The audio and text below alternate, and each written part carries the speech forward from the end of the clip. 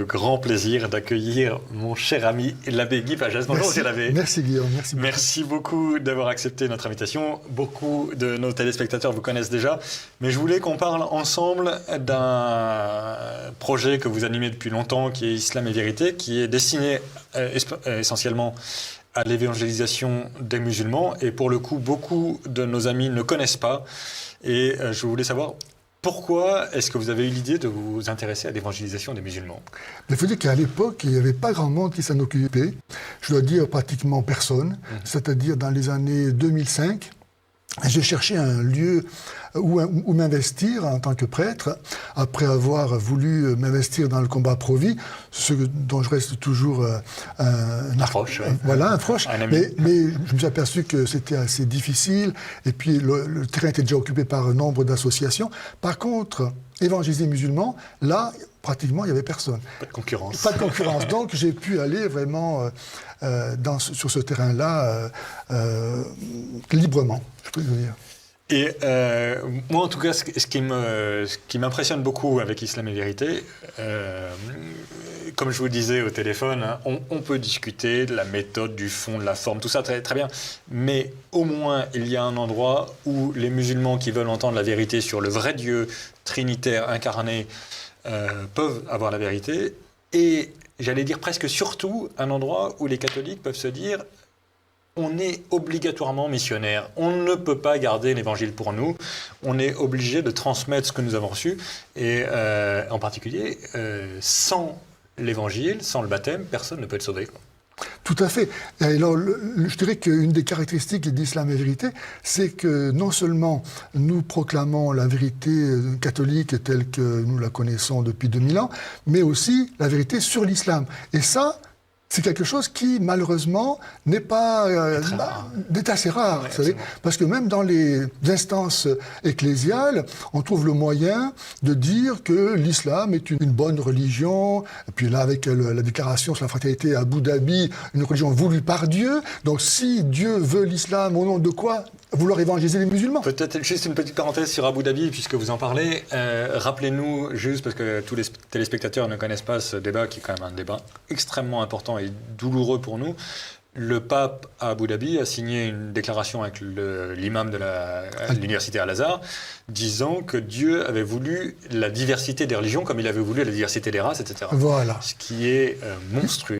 Parce qu'évidemment, Dieu a voulu la diversité des nations, des races, des langues, etc. Oui. Mais n'a pas pu vouloir la diversité des religions, puisqu'il n'y en a qu'une seule qui est vraie. Exactement. Et puis là, il y a une confusion entre l'ordre naturel et l'ordre surnaturel. Absolument. Donc, quelque part, réduire la religion à être un phénomène naturel, comme une opinion, comme une idée philosophique, c'est, comme vous dites, c'est nier l'essence même de la révélation chrétienne. C'est ça. C'est hallucinant. C'est ça. Nous, la vérité, c'est pas nous qui l'avons créée par notre nature. On l'a reçue d'une révélation que nous n'aurions jamais inventée tout seul. Exactement. Parce que le Dieu trinitaire, c'est pas évident de l'imaginer quand même. Tout à fait, tout à fait. Et puis que Dieu lui-même vienne se donner à nous. Absolument. Nous catholiques, nous chrétiens, nous sommes les seuls à oser croire ça.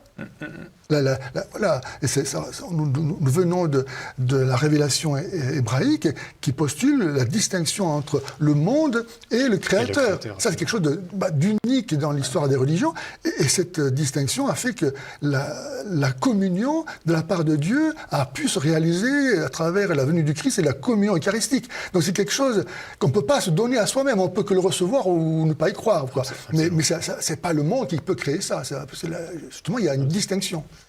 Et donc nous croyons que, nous avons reçu cette révélation par grâce, c'est pas du tout notre mérite qui a permis ça, mais par grâce nous avons reçu ça, et nous avons donc le devoir de le transmettre, et spécialement aux musulmans qui croient naturellement à un Dieu unique, mais qui croient à un faux Dieu, puisque c'est le Dieu contre Jésus-Christ. En fait. Exactement. Vous savez, Saint Jean, dans sa première épître, quand il donne la définition de l'Antichrist, il donne exactement la définition de l'islam. 6 siècles avant sa venue, c'est-à-dire il dit qui est l'Antichrist? C'est celui qui nie le Père et le Fils. 1 Jean 2, 22. Et l'islam, justement, trouve sa raison d'être en niant la Trinité. La Shahada, la profession de foi musulmane, c'est justement une proclamation révélation pour nier la Trinité et la dignité de Jésus-Christ. Absolument. Donc lui-même se présente aux yeux des chrétiens comme étant l'antichrist. Ça ne peut pas être autre chose. Absolument. Et d'ailleurs, c'est très frappant. Je pense que beaucoup de nos téléspectateurs n'ont pas ça en tête, mais il faut comprendre que l'islam ne tient que par le christianisme, en quelque sorte, puisqu'il commence par dire non. La profession de foi, nous disons « je crois en un seul Dieu », mais eux, ils disent « non, il n'y a pas d'autre Dieu que Dieu ». Et donc, évidemment, ce « non, il n'y a pas d'autre Dieu que Dieu », c'est un « non, Jésus-Christ n'est pas Dieu ». Mais donc c'est un discours d'apostasie, de refus de la divinité du Christ, et donc c'est des discours de l'antéchrist, c'est exactement ce que vous dites. Tout à fait. Et donc, moi, je pense que vous avez 1000 fois raison sur Islam et Vérité de dire non, la vérité, c'est que nous avons reçu d'une révélation que Jésus-Christ est la deuxième personne de la Trinité. Et alors, une particularité de l'Islam et Vérité, c'est que nous pensons que pour évangéliser les musulmans, il faut commencer par détruire l'islam dans la pensée des musulmans. Et je m'appuie sur la parabole du semeur, que vous connaissez, n'est-ce pas, où Jésus dit qu'il y a plusieurs catégories de terrain, et notamment une catégorie de terrain qui est faite de ronces et d'épines.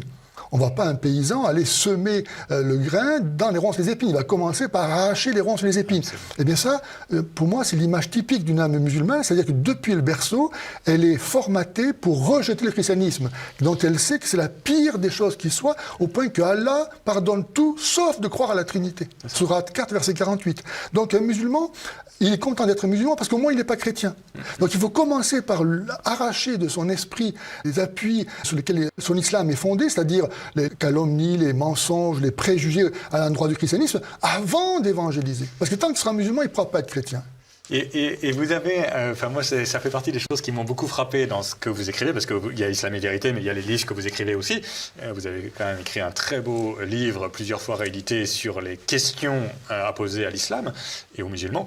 Mais il y a en particulier ce passage que je trouve très frappant, c'est que dans le Coran, vous le dites très bien, dans le Coran, on sait que c'est Jésus-Christ qui sauve et c'est pas Mahomet. Ce qui est inouï, enfin, ce qui montre à quel point, d'ailleurs, le système est incohérent. Mais d'un côté, l'islam est l'antéchrist dans la mesure où il nie la divinité du Christ, mais de l'autre côté, l'islam se soumet au christianisme malgré lui en disant la vraie voie du salut, c'est Jésus-Christ. Tout à fait. Parce que dans le Coran, Jésus, c'est la parole de Dieu, c'est la vérité. Il est né d'une vierge. Il est né d'une vierge, c'est le Messie, il était sans péché, il faisait des miracles, il est au paradis, il reviendra pour le jugement. Il reviendra pour le jugement. Donc on voit qu'à côté de Mahomet, il n'y a pas photo, comme on dit. Il est beaucoup plus puissant. Voilà. Hein. Et si Jésus vient pour le jugement, eh bien, il va juger aussi Mahomet. Le Coran dit que Mahomet était pécheur et qu'il attend d'être jugé. Donc, de qui vaut-il mieux être le disciple? De quelqu'un qui était sans péché, qui est au paradis déjà, donc qui a réussi à se sauver lui-même, qui donc peut sauver les autres, ou bien de quelqu'un qui était pécheur et attend d'être jugé?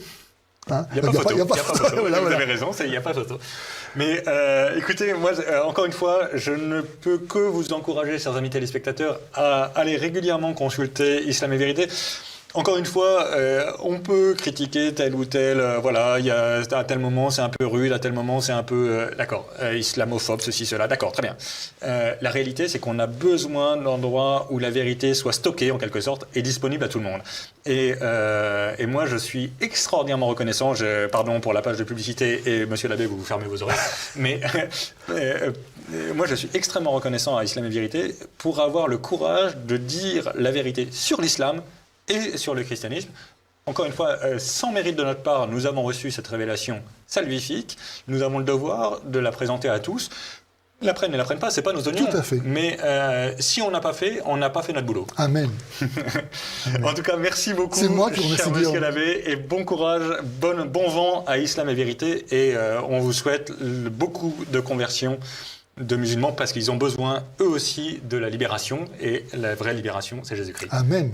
Merci beaucoup, Guillaume. Merci, cher monsieur l'abbé.